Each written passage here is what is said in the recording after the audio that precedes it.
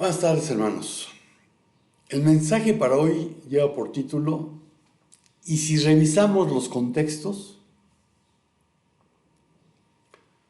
La correcta interpretación de las escrituras exige un compromiso serio con los contextos en los que los textos bíblicos fueron originalmente producidos.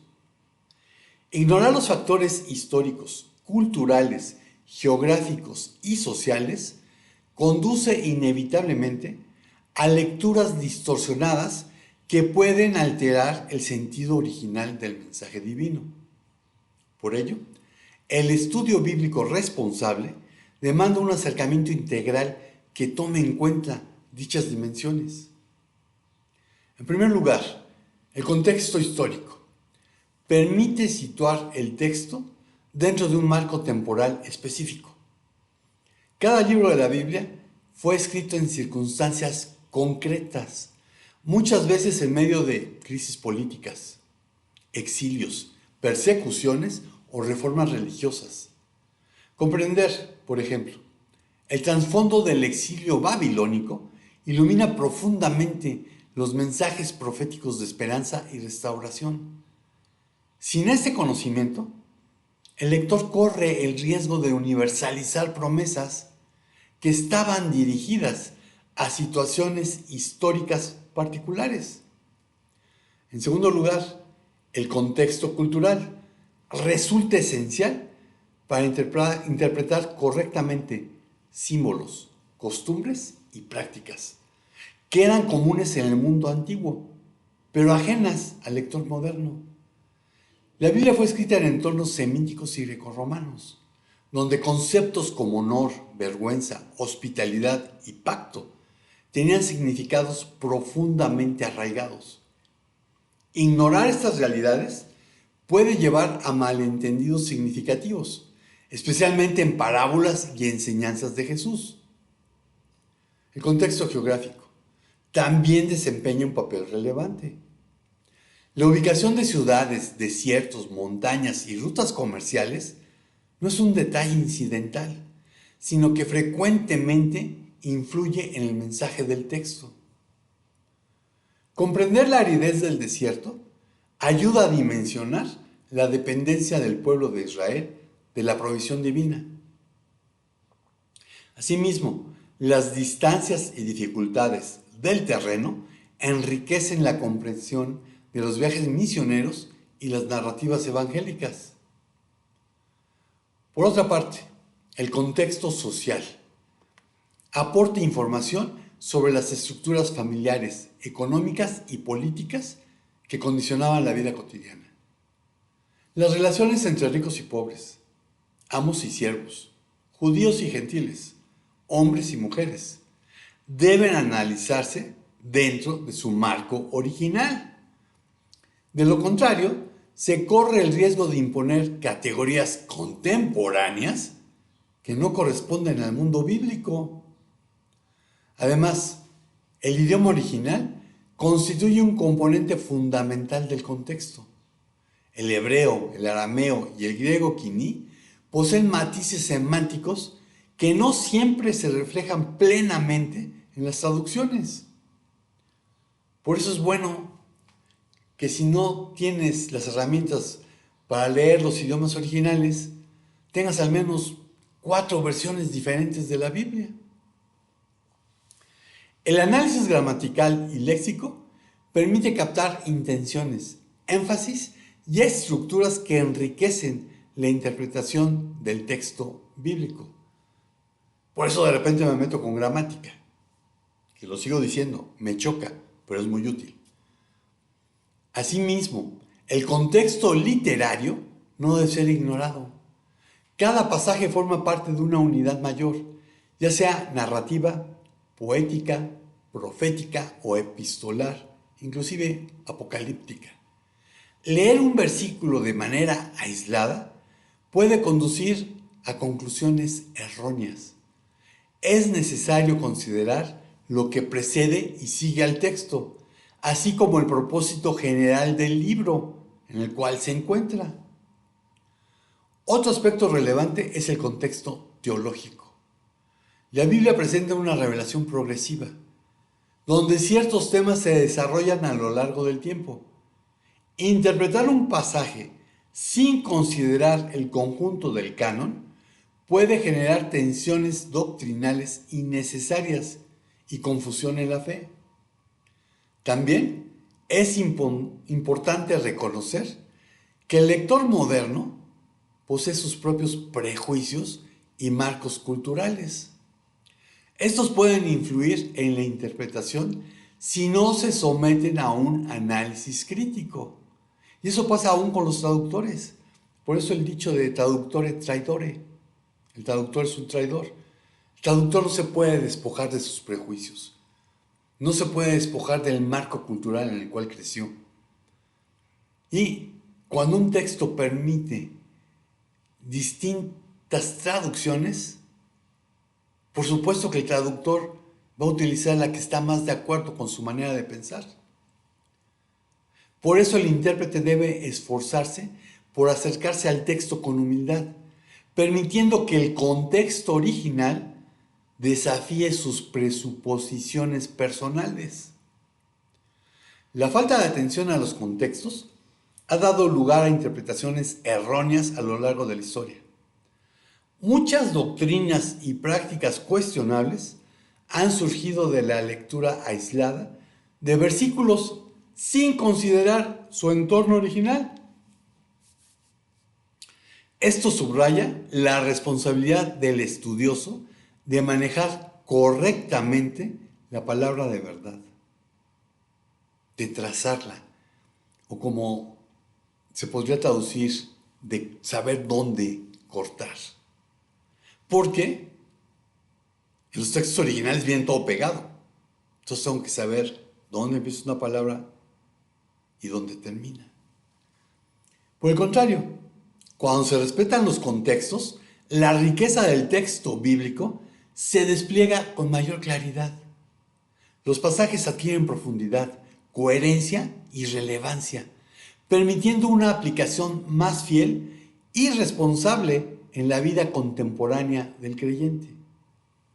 El estudio contextual no busca relativizar el mensaje bíblico, sino preservarlo.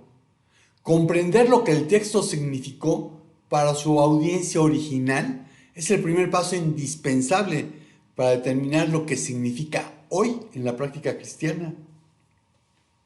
En conclusión, conocer y respetar los contextos históricos, culturales, geográficos y sociales es fundamental para una interpretación bíblica adecuada.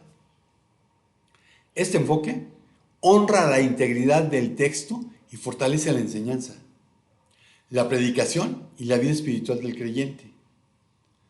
Desgraciadamente, aun quienes decimos que la Biblia es nuestra única norma de fe y conducta, caemos en el error de repetir lo que alguien más ha dicho, sin considerar los contextos.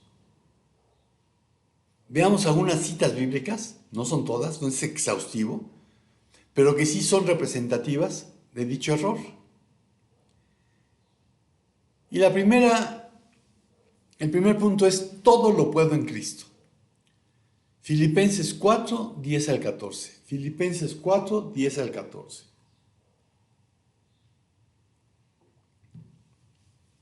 Grande ha sido mi gozo en el Señor, de que al fin han reanudado ustedes su cuidado por mí. Claro, la disposición la tenían, pero les faltaba la oportunidad. No lo digo porque tenga escasez, pues he aprendido a estar contento en cualquier situación. Sé vivir con limitaciones y también sé tener abundancia. En todo y por todo estoy enseñado, tanto para estar satisfecho como para tener hambre. Lo mismo para tener abundancia que para sufrir necesidad. Todo lo puedo en Cristo que me fortalece. Sin embargo, hicieron bien en participar conmigo en mi tribulación. Todo lo puedo en Cristo. Y esa porción pareciera ser un mantra cristiano, que se usa para lograr cualquier meta personal, ya sea para ganar una competición deportiva o alcanzar el éxito en un proyecto. Sin embargo, su significado real es mucho más profundo y se centra en la capacidad de tener contentamiento y paz en cualquier circunstancia. El Shalom, esa paz que sobrepasa todo entendimiento. Pablo escribió esta carta desde la prisión, en una situación de extrema necesidad. El versículo no es una promesa de éxito, sino la conclusión de una enseñanza sobre el contentamiento. Por eso es necesario leer los versículos previos a todo lo puedo en Cristo. Porque Pablo no está diciendo que puede lograr cualquier cosa que se proponga. Está declarando que, gracias a la fuerza que recibe de Cristo, puede soportar tanto la pobreza como la abundancia, sin que su fe o su paz se vean afectadas.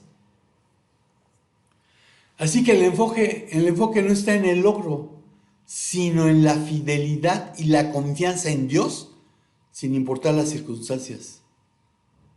La Biblia de Jerusalén tradujo el versículo 10 de esta manera: me alegré mucho en el Señor de que ya al fin hayan florecido vuestros buenos sentimientos para conmigo. Ya los teníais, solo que os faltaba ocasión de manifestarlos. Pablo estaba profundamente agradecido con ellos por haber pensado en él y por la ofrenda. No obstante, no quería darles a los filipenses una impresión equivocada.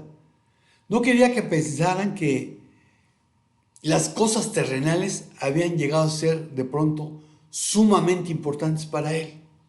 Tampoco quería que pensaran que el Señor lo había dejado en una situación económica desesperada, ni que su cálido agradecimiento era solamente una forma sutil de pedirles un donativo más.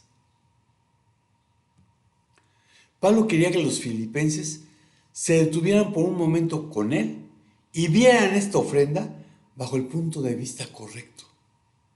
Querían que supieran que había ciertas cosas acerca del privilegio de dar una ofrenda que eran aún más importantes que la ofrenda misma. Y yo creo que una de las cosas más difíciles de predicar es sobre el diezmo, las ofrendas y las limosnas. Porque la congregación empieza a pensar, ya no está pidiendo dinero. Como Pablo lo decía, estoy acostumbrado a vivir con poco y con mucho. Pero si lo ves desde una perspectiva divina, quien es bendecido cuando diezma, cuando ofrenda o cuando da una limosna en el sentido bíblico, es quien la da. Pablo no suplicaba al pueblo de Dios que lo ayudara en su trabajo. Él solo traía la necesidad ante ellos y confiaba en el Señor para satisfacerla. Había aprendido la lección del contentamiento. Las circunstancias cambiantes no afectaban su bienestar interno.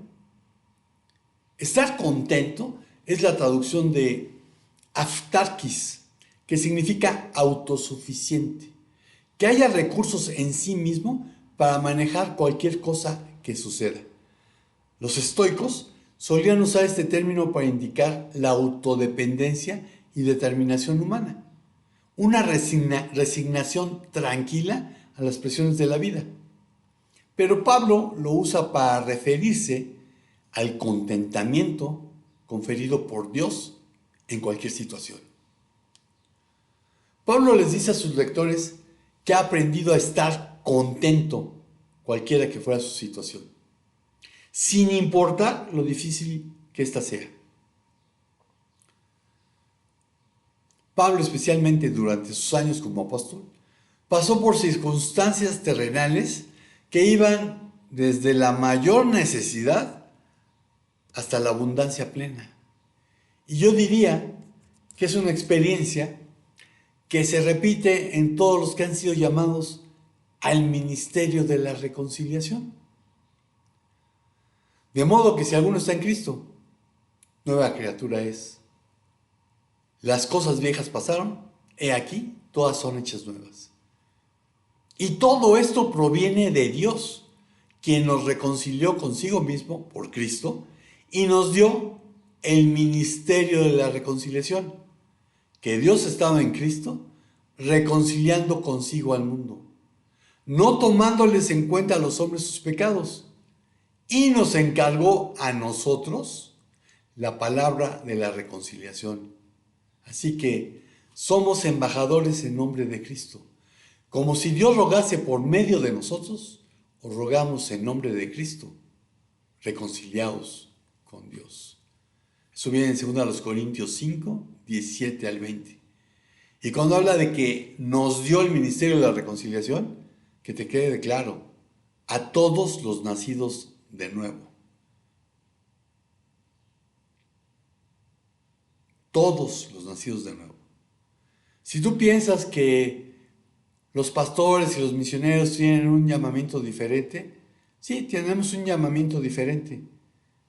Pero el llamado al ministerio de la reconciliación es para todo el que ha nacido de nuevo. En Cristo tienes contentamiento.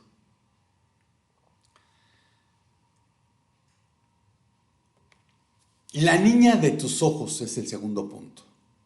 Zacarías 2, del 1 al 9. Zacarías 2, del 1 al 9. Y esta es la nueva versión internacional. Alcé la vista y vi ante mí un hombre que tenía en la mano un cordel de medir. Le pregunté, ¿a dónde vas? Y él me respondió, voy a medir a Jerusalén. Quiero ver cuánto mide de ancho y cuánto de largo. Ya salía el ángel que hablaba conmigo, cuando otro ángel vino a su encuentro y le dijo, corre a decirle a ese joven, tanta gente habrá en Jerusalén y tanto ganado, que Jerusalén llegará a ser una ciudad sin muros. En torno suyo, afirma el Señor, seré un muro de fuego, y dentro de ella seré su gloria. Salgan, salgan, huyan del país del norte, afirma el Señor. Fui yo quien los dispersó a ustedes por los 4 vientos del cielo, afirma el Señor. Sión, tú que habitas en Babilonia, sal de allí, escápate, porque así dice el Señor Todopoderoso, cuya gloria me envió contra las naciones que los saquearon a ustedes. La nación que toca a mi pueblo, me toca la niña de los ojos. Yo agitaré mi mano contra esa nación, y sus propios esclavos la saquearán. Así sabrán que me ha enviado el Señor Todopoderoso. Una alabanza escrita por Daniel Calvetti que se puso de moda y que emociona a no pocos.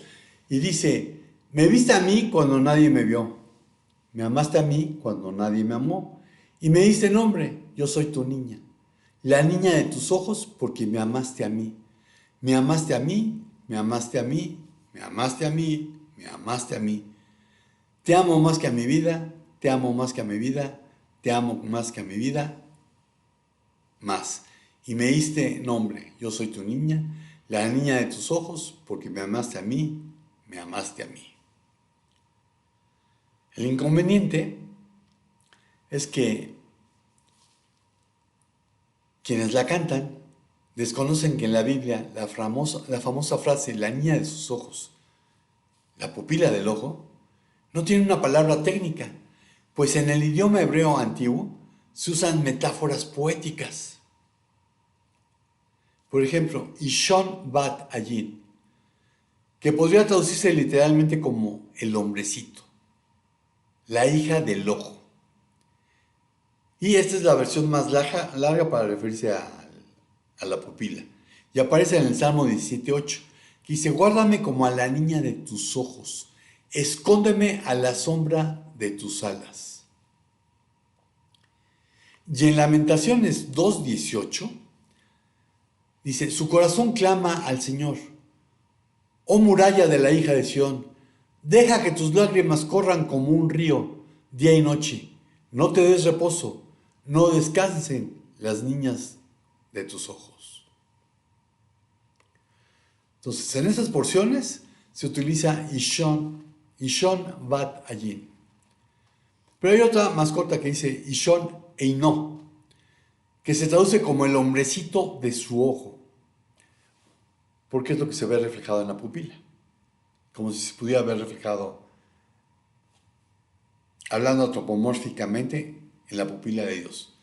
Y es una versión abreviada que aparece en Deuteronomio 32:2, donde quitaron la palabra hija, por lo que ya es una forma distinta a la primera. Y también tenemos Babat Eino, que se traduce como la apertura de su ojo. Y esta es la variante de Zacarías 2:8, que cambia por completo la metáfora visual y deja de hablar del hombrecito para enfocarse en la anatomía del ojo, la cavidad o puerta. Los textos muestran que cuando la Biblia dice como a la niña de su ojo, está usando el lenguaje cotidiano y poético de la época para expresar que Dios cuida a su pueblo. El mensaje final es que cuida de ellos como a la parte más delicada, valiosa y vulnerable del cuerpo humano. Para mí la canción de Calvetti toma una declaración colectiva y la vuelve individual. Porque en pasajes como Deuteronomio 32:10 y Zacarías 2:8, Dios no le está hablando a una persona en particular. El contexto original es estrictamente histórico y colectivo, refiriéndose a Israel o Jacob como nación. Al cantar Yo soy tu niña, el creyente contemporáneo toma una promesa de protección dirigida a un pueblo antiguo y se la adjudica a sí mismo. Desde una lectura crítica, esto efectivamente es sacar la frase de su contexto histórico y literario original para darle un uso emocional moderno. En el Salmo 17:8, David hace una súplica personal, apropiándose de la misma figura poética que se usaba para la nación, para pedir el cuidado divino sobre sí mismo. Sin embargo, un principio fundamental de la buena interpretación bíblica, exégesis sana, es que no es necesario forzar un texto para que diga algo que queremos escuchar, si el resto de la escritura ya lo enseña con absoluta claridad. Y el Nuevo Testamento está lleno de pasajes que establecen de forma explícita y sin necesidad de sacar metáforas de su contexto histórico, que Dios tiene un cuidado íntimo y personal por cada individuo nacido de nuevo. Jesús fue muy claro al enseñar que el cuidado del Padre es individual y sumamente minucioso. Mateo 10:29-31. Pues aún los cabellos de vuestra cabeza están todos contados. Así que no temáis, más valéis vosotros que muchos pajarillos. Aquí el nivel de cuidado es tan personal que llega a la contabilidad de los cabellos. Juan 10:14-27. Yo soy el buen pastor y conozco mis ovejas, y las mías me conocen. Mis ovejas oyen mi voz, y yo las conozco y me siguen. El conocimiento de Jesús no es solo hacia un rebaño general, sino hacia la oveja a nivel individual. Los apóstoles aplicaron este cuidado directamente a la vida diaria y a la identidad del creyente. Primera de Pedro 5:7. Echando toda vuestra ansiedad sobre Él, porque Él tiene cuidado de vosotros. Una promesa directa de cuidado personal frente a las preocupaciones cotidianas. Toda ansiedad sobre Él. Gálatas 2:20.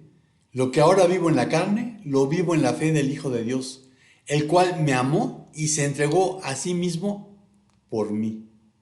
El apóstol Pablo personaliza por completo el amor y el sacrificio de Cristo usando el mí en lugar del nosotros. Romanos 8:15. pues no habéis recibido el espíritu de esclavitud para estar otra vez en temor, sino que habéis recibido el espíritu de adopción por el cual clamamos, Abba, Padre. La relación pasa de ser nacional a ser una adopción familiar y personal. Por lo que, cuando aquel que ha nacido de nuevo quiere recordar que Dios lo cuida y lo ama personalmente, la teología del Nuevo Testamento se basta a sí misma. Recuerda, la Biblia es una revelación progresiva. Y a mayor revelación, mayor autoridad. La mayor revelación es que Dios se hizo hombre y habitó entre nosotros. La mayor revelación es Jesucristo. Así que tengo más revelación en el Nuevo Testamento. El creyente tiene la seguridad de su adopción como hijo, o debiese tenerla, lo cual es una garantía de cuidado mucho más directa y profunda que tratar de encajar en una figura poética dada a la nación de Israel hace miles de años. Más que la niña de sus ojos, soy su hijo. Tercer punto, todas las cosas ayudan para bien. Romanos 8, 18 al 30. Romanos 8, 18 al 30.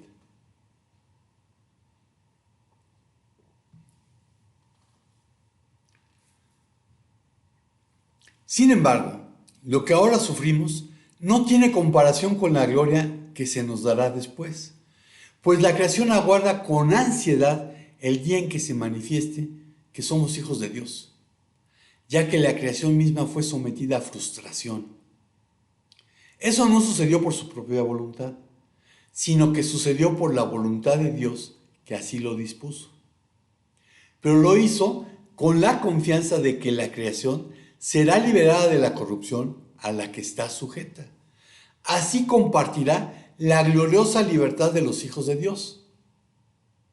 Sabemos que toda la creación gime como si fuera a dar a luz, y no solo gime ella, sino que también nosotros, que tenemos los primeros frutos del Espíritu, gemimos en nuestro interior mientras esperamos ansiosamente el día de nuestra adopción, es decir, el día cuando nuestros cuerpos sean liberados.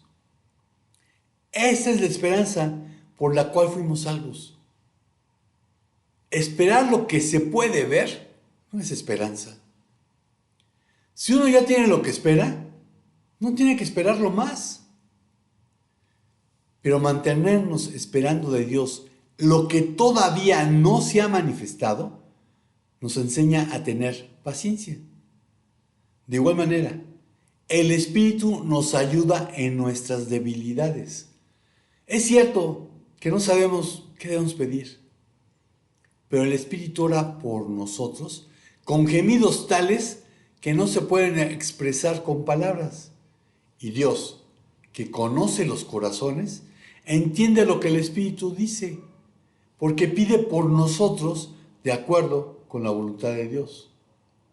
Además, sabemos que si amamos a Dios, ojo, que si amamos a Dios, Él hace que todo lo que nos suceda sea para nuestro bien. Él hace. Él nos ha llamado de acuerdo con su propósito. A quienes Dios conoció de antemano, los destinó desde un principio para que sean como su Hijo, para que Él sea el mayor entre muchos hermanos. Y a los que predestinó, también los llamó. Y a los que llamó, también los hizo justos. Y a los que hizo justos, los glorificó. El versículo 28 generalmente es citado fuera de su contexto, como un remedio optimista para cualquier situación dolorosa. No te preocupes, Dios hará que esto se convierta en algo bueno. Se usa para accidentes, enfermedades, pérdidas de empleo, rupturas amorosas y un largo etcétera. como si fuera una promesa de que todo tendrá un final feliz en esta vida. Que se lo cuenten a la segunda parte de los héroes de la fe en Hebreos 11. Pero en el contexto de este versículo, Pablo no está hablando de cosas buenas ni de felicidad terrenal. Está hablando de sufrimiento y persecución. A los que les encanta declarar, esto no les va a gustar. Los padecimientos del tiempo presente, la creación gime, nosotros también gemimos y esperamos con paciencia. El bien al que se refiere Pablo no es bienestar material, emocional o financiero, a volar con el evangelio del éxito, sino ser conformados a la imagen de Cristo. Pues Dios conoció a los suyos de antemano y los eligió para que llegaran a ser como su Hijo, a fin de que su Hijo fuera el hijo mayor de muchos hermanos. Por lo que el bien es madurez espiritual y santificación. No que consigas un mejor trabajo o que sanes de una enfermedad. El propósito final es la gloria, no la comodidad. Sin embargo, el versículo tiene dos condiciones que la gente ignora.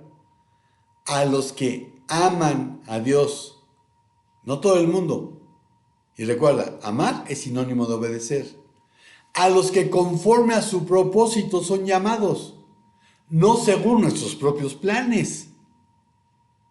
Así que Dios hace que todo me lleve a ser como Cristo. Como conclusión, una cuarta escritura que también es sacada de contexto. No juzgues. Mateo 7, del 1 al 6. No juzguéis para que no seáis juzgados, porque con el juicio con que juzgáis, seréis juzgados, y con la medida con que medís, se os medirá. ¿Por qué miras la brizna de paja que está en el ojo de tu hermano y dejas de ver la viga que está en tu propio ojo? ¿Cómo dirás a tu hermano, deja que yo saque la brizna de tu ojo, y aquí la viga está en el tuyo? Hipócrita, saca primero la viga de tu propio ojo, y entonces podrás ver para sacar la brizna del ojo de tu hermano. No deis lo santo a los perros, ni echéis vuestras perlas delante de los cerdos, no sea que las pisoteen y después se vuelvan contra vosotros y os despedacen. Juzguéis, juzgados, juicio, juzgáis, juzgados. Todo esto viene del verbo crino. Separar, seleccionar, decidir, juzgar, evaluar, ir a juicio, buscar justicia. Y el primer versículo se utiliza para decir, no tienes derecho a decirme que esto está mal, porque la Biblia dice no juzguéis. Se ha convertido en el versículo favorito del relativismo moderno. Una especie de escudo para callar cualquier tipo de corrección o advertencia moral. Sin embargo, en el contexto, Jesús no está prohibiendo todo juicio. De hecho, en el mismo capítulo, en los versículos 15 al 20, les dice a sus discípulos que juzguen a los falsos profetas por sus frutos. Por sus frutos los conoceréis. Eso es un juicio. Así que Jesús estaba prohibiendo el juicio hipócrita, juzgar a otros por faltas que uno mismo comete y hacerlo con una actitud de superioridad moral. Al leer el contexto, encontramos que la enseñanza no es no corrijas, sino corrige, pero primero examínate a ti mismo y hazlo con humildad. El versículo 6 invita a evaluar quién merece recibir la enseñanza. No deis lo santo a los perros, no deis las perlas a los cerdos. Así que este pasaje no enseña que nunca deben hacerse juicios, sino que aquel que lo hace debe estar seguro de cómo está su vida. Recuerda que un texto sin contexto es un buen pretexto. Porque si tomas una oración, un discurso o un fragmento aislado de las Escrituras y omite las circunstancias reales en las que se dijo? ¿Quién lo dijo? ¿A quién? ¿Cuándo? ¿Dónde? ¿Y por qué? Es muy fácil usar ese texto como un pretexto para tergiversar su significado original, engañar o justificar una idea que el autor nunca tuvo la intención de transmitir. Recuerda, con Cristo puedo tener contentamiento en cualquier circunstancia. La Biblia es una revelación progresiva y el Nuevo Testamento dice que los nacidos de nuevo somos hijos de Dios. Y Él está haciendo que mis circunstancias me conduzcan a parecerme cada vez más a Cristo. Y por supuesto que puedes juzgar, pero primero examínate a ti mismo. Y concluyo invitándote, revisemos los contextos para no errar. Amén. Y Señor, pues te damos gracias por tu palabra, te damos gracias por tantas herramientas que nos has dado para poderla comprender mejor, para tratar de entender cómo fue que entendieron quienes la recibieron de primera mano. Gracias por el Espíritu Santo que nos ilumina y nos conduce a toda verdad. Y Señor, ayúdanos a no repetir lo que alguien más ha dicho sin haberlo revisado. Ayúdanos a ser como los de Berea, que checaban las escrituras, que lo que se les decía realmente fuera así. Ayúdanos a revisar cuanto contexto podamos. Gracias por tu amor. Gracias por tu cuidado. En el nombre de Jesús. Amén. Y amigos y hermanos de internet, estos textos no fueron todos los que hay. Probablemente en otro sermón, no sé si el próximo domingo revise más, depende de qué me diga el Señor. Pero independientemente de qué trate el próximo domingo el sermón, el mensaje semanal, te invito a que revises los contextos. Sin importar quién te lo haya dicho, por lo grandioso que lo consideres, revisa los contextos. Pídele al Espíritu Santo que te guíe. Y el Espíritu Santo lo va a hacer. Porque esa es la promesa. Y si el Señor no dice otra cosa, nos vemos por aquí el próximo domingo. Shalom, shalom. Estamos despedidos.